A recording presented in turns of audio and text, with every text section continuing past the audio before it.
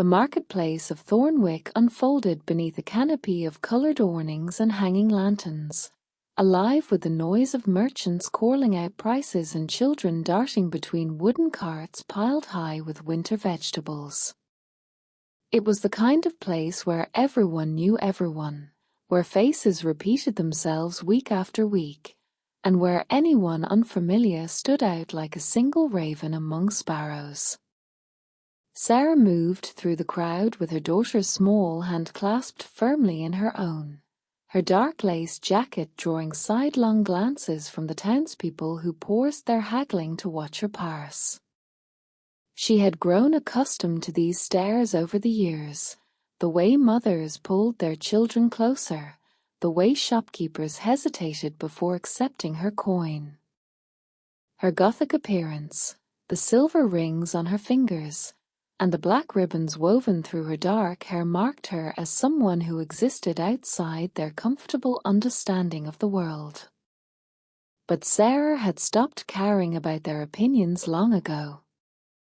What she cared about walked beside her now, a small girl of 6 years with curious grey eyes and a worn stuffed rabbit clutched against her chest. "Mamar," Ivy whispered, tugging gently at her mother's hand. "Why do they look at us like that?" Sarah knelt down, adjusting the collar of her daughter's coat against the autumn chill. "Because we're different, little flower. And different can be frightening to people who have never learned to look past the surface of things. But we're not scary." "No," Sarah said softly, brushing a strand of hair from Ivy's face. "We're not scary at all." She rose and continued walking, guiding her daughter toward the bread stall at the far end of the market. Their coin purse held barely enough for a small loaf and perhaps some dried fruit, but it would have to do. They had been traveling for 3 weeks now, staying in barns and abandoned cottages, moving always westward toward the border villages where Sarah hoped they might finally find a place willing to accept them. What she was running from, she kept locked away in the quiet chambers of her heart. There were men who had tried to take Ivy from her, men who believed that a child born under a blood moon, with eyes that sometimes flickered silver in the darkness, did not belong with a mother who dressed in shadows and kept company with silence. They called themselves protectors of the innocent. Sarah called them what they truly were, hunters of anyone they did not understand. She had been searching for years now. Not for love, exactly, though that word had once meant something to her, before Ivy's father had vanished into the night and left her to raise their daughter alone.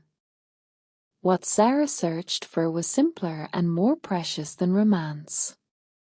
She searched for safety. For a door that would open instead of closing. For someone, anyone, who would look at her daughter and see not an omen, but a child. The bread seller regarded her with narrow eyes as she approached, but accepted her coins without comment. Sarah tucked the small loaf into her bag and was turning to leave when the crowd around her began to shift. At first, she thought nothing of it. Markets had their own rhythms, their own flows and eddies of movement. But this was different. People were stepping aside, creating a path through the center of the square. Conversations died mid-sentence. A merchant stopped counting his coins and looked up with an expression that Sarah could not quite read, something between fear and reverence. Then she saw him. He emerged from the parting crowd like a figure stepping out of old stories, tall and composed, with silver-streaked dark hair that fell past his shoulders and eyes the color of ancient amber. He wore simple clothing, a long charcoal coat, leather boots that bore the marks of travel, but there was nothing simple about the way he carried himself. Power radiated from him in quiet waves, not threatening, but undeniable. The kind of presence that made the air itself seem to pay attention.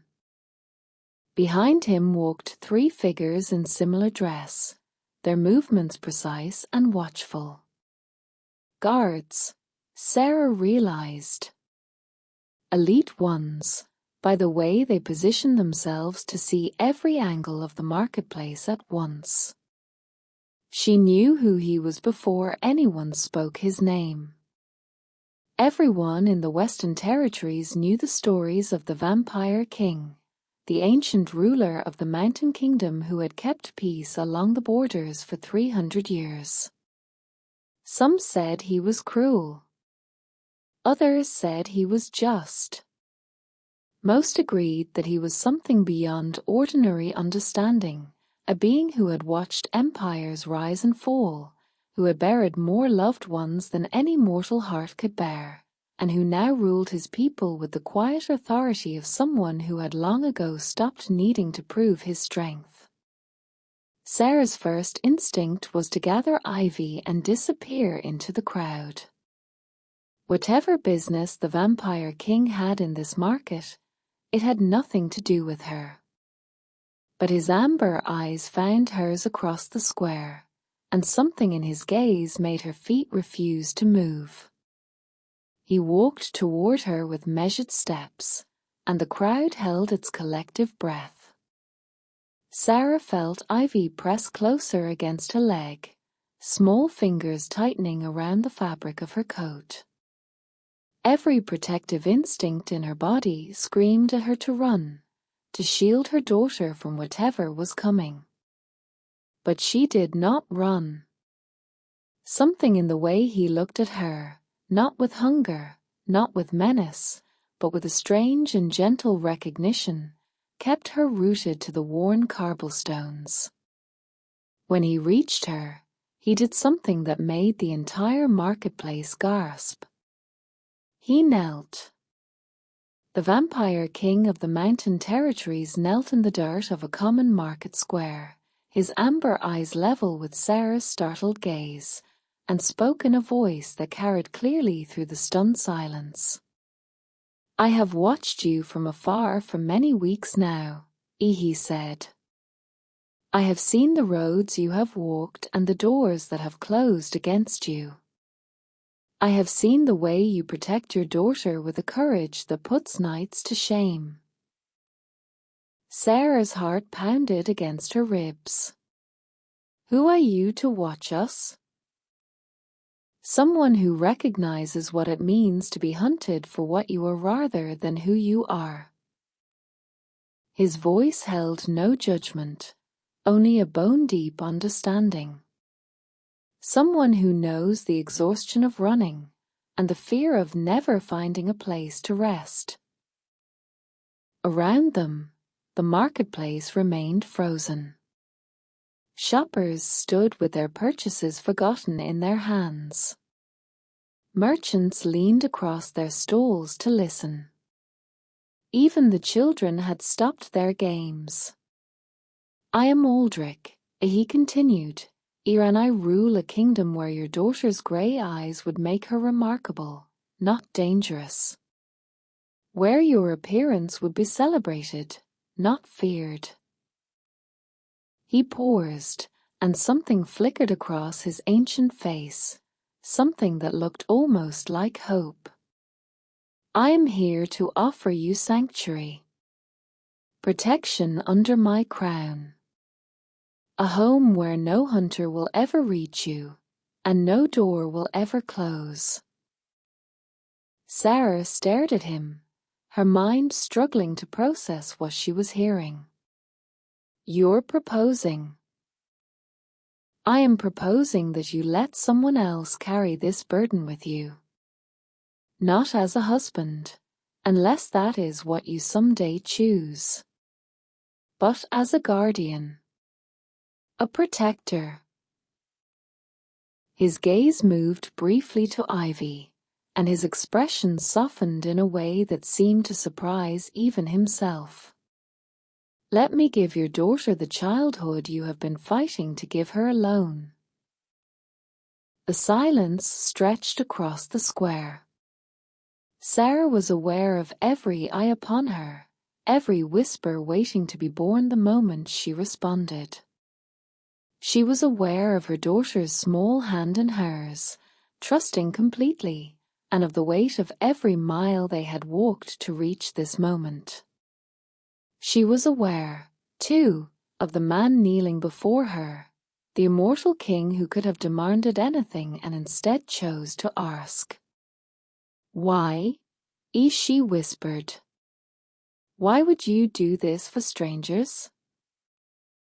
Aldrich rose slowly, and for a moment, the centuries showed in his eyes like rings in an ancient tree.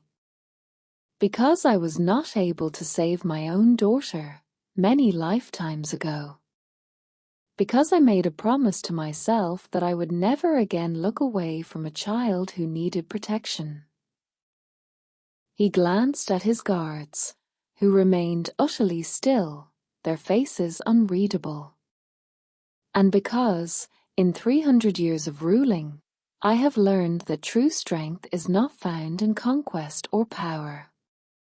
It is found in the choice to be gentle when gentleness is needed most. Sarah felt tears prick at the corners of her eyes, unexpected and unwelcome.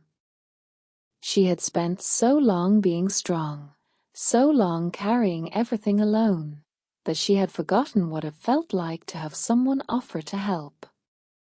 If I say no, she asked, then I will bow, and I will leave, and you will never see me again. The choice has always been yours. Ivy tugged at Sarah's coat, and Sarah looked down at her daughter's upturned face. The little girl was studying the vampire king with an intensity that went beyond her years, her grey eyes searching for something only children could see. Mamar, Ivy said quietly, is sad. Like you are, sometimes, when you think I'm sleeping. The words struck Sarah like a blow to the chest. She looked at Aldrich again, and this time she saw it, the grief that lived behind his amber eyes, the loneliness that no amount of power could erase. What happened to her?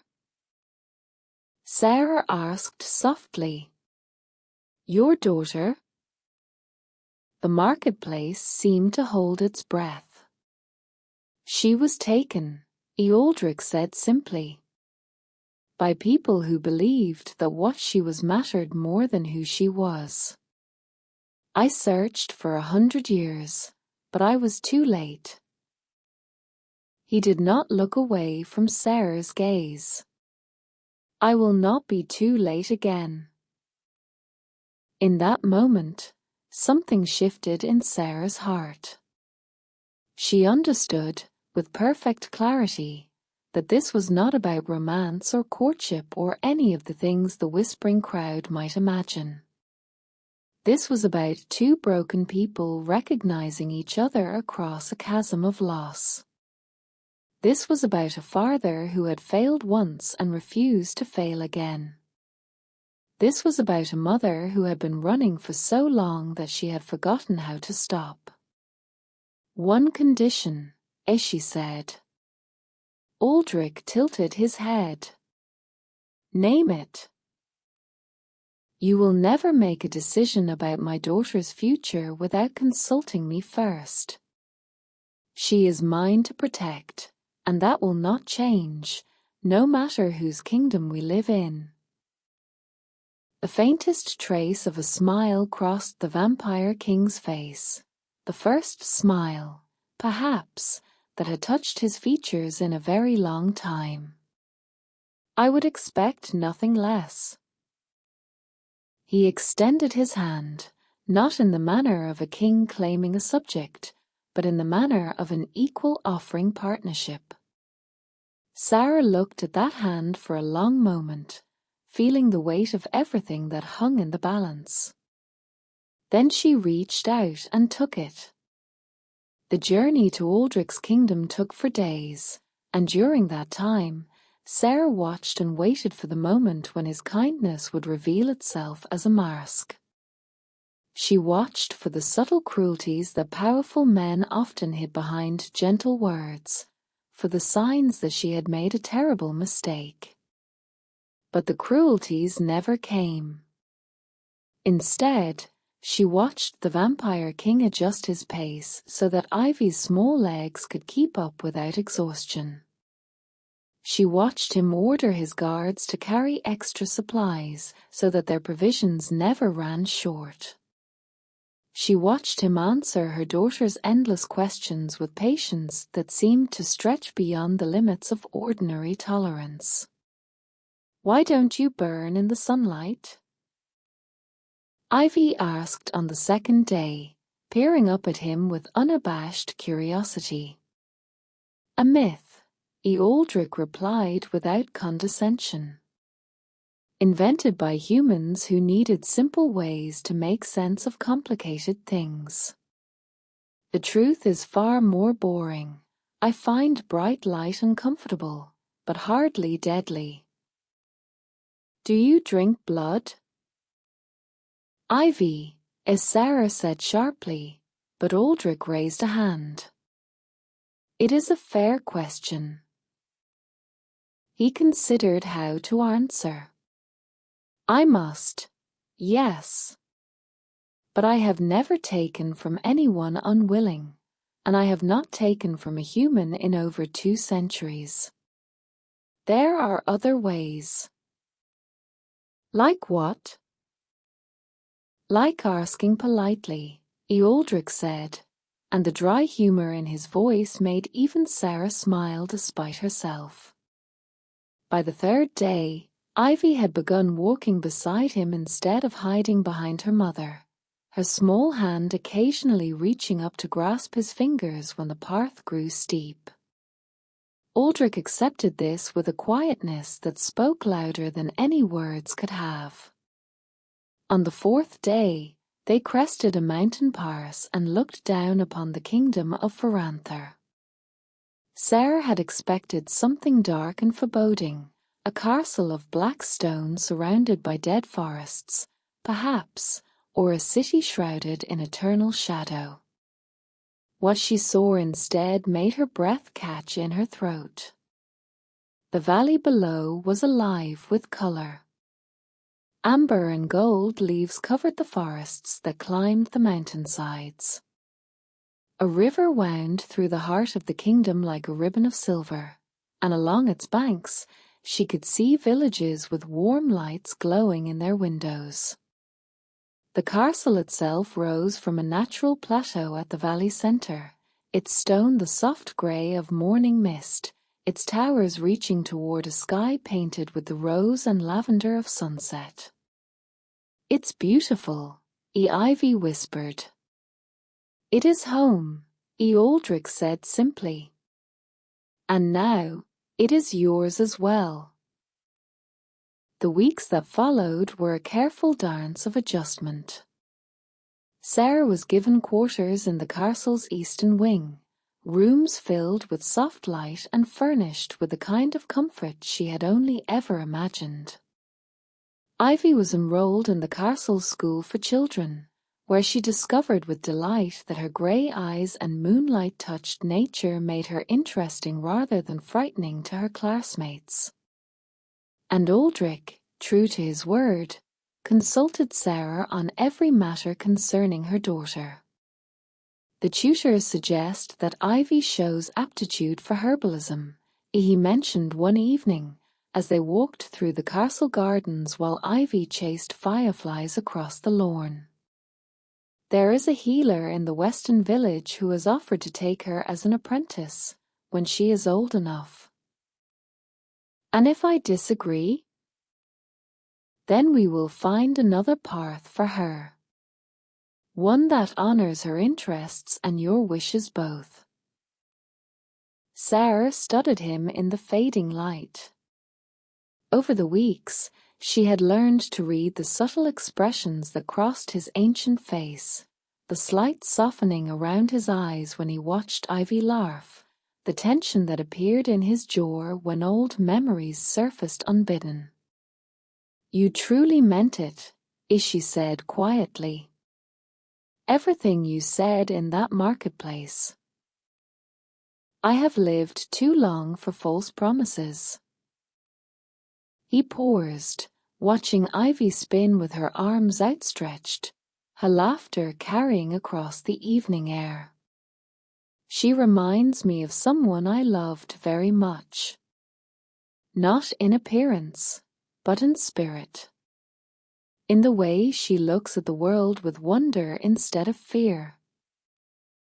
"Your daughter?" "Yes." The word came soft and heavy. "Her name was Mirabel. She had a laugh like your Ivy's, impossible to hear without smiling." Sarah was quiet for a moment. Then she asked the question that had been forming in her heart for weeks. "Does it help, having us here?" Aldrich considered this carefully. "I thought it would only serve as a reminder of what I lost. Instead, I find that it serves as a reminder of why I continue." He turned to look at her, and in his amber eyes, she saw something fragile and precious, hope, carefully guarded but unmistakably present. "You and your daughter have given me purpose I had forgotten I could still possess." "We haven't given you anything," Sarah said. "We've only accepted what you offered." "Sometimes," Aldrich replied, "the acceptance is the gift." Winter came to Veranther in gentle stages, dusting the mountains with white and frosting the castle windows with delicate patterns of ice. Ivy grew taller and braver, learning to read and write, discovering friends among the children of the kingdom, slowly forgetting the fear that had once been her constant companion. And Sarah, for the first time in years, allowed herself to stop running. She found work in the castle library, organizing ancient texts and transcribing fragile manuscripts. She found community among the people of Veranther, who welcomed her dark aesthetic as simply another expression of the kingdom's rich diversity. She found peace in the knowledge that her daughter was safe, that the hunters who had pursued them would never reach this place, that the doors of this kingdom would never close against them. She found, though she was still careful with the word, something that felt remarkably like home. One evening in deep winter, as snow fell softly outside the castle windows, Aldrich found her in the library, surrounded by towers of old books. "There is something I wish to show you," he said. "If you are willing." She followed him through corridors she had never explored, up winding stairs and through doorways carved with symbols she could not read. Finally, they emerged onto a balcony high above the sleeping valley, where the snow fell in gentle spirals and the stars burned bright and cold overhead. "Look," Aldrich said, pointing toward the eastern sky. Sarah looked, and her breath caught in her throat. The aurora had come to Veranther, ribbons of green and violet and silver dancing across the darkness, painting the night with impossible beauty. The light reflected off the snow-covered mountains, transforming the entire valley into something out of a dream. "Every winter," Aldrich said quietly, "at the lights return. I have watched them alone for 3 centuries. He paused. "Tonight, I wanted to share them with someone." Sarah stood beside him in silence, watching the lights dance and shimmer across the endless sky. Somewhere far below, in a warm room filled with soft blankets and gentle firelight, her daughter slept safely, dreaming whatever dreams visited children who had finally learned what it meant to be protected. "Thank you," Sarah said at last. "For everything." Aldrich did not respond immediately. When he did, his voice was softer than she had ever heard it. There was a moment, in that marketplace, when you could have turned and walked away. You could have rejected my offer, dismissed me as a threat, and continued running. I would not have blamed you. He looked at her, and in his ancient eyes, she saw gratitude as deep as any she had ever known. You chose to trust me. You gave me the chance to be something other than a king who rules alone. That is a gift beyond any I could have offered you. The aurora continued its silent dance above them, and the snow continued to fall, and the night wrapped around them like a blessing. I was searching, Sarah said quietly. For so long, I thought I was searching for someone who would love me, who would see past the way I dress and the life I've lived. But I understand now that what I was really searching for was simpler than that. She looked at him, and for the first time since she had begun running, she felt no fear at all. I was searching for someone who would choose to be kind when they didn't have to be. Someone who would see my daughter as worthy of protection, not as a problem to be solved. And have you found what you were searching for? Sarah smiled, a real smile, unguarded and warm.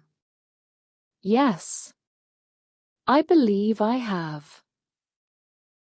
They stood together on the balcony until the aurora began to fade and the first hint of dawn touched the eastern mountains.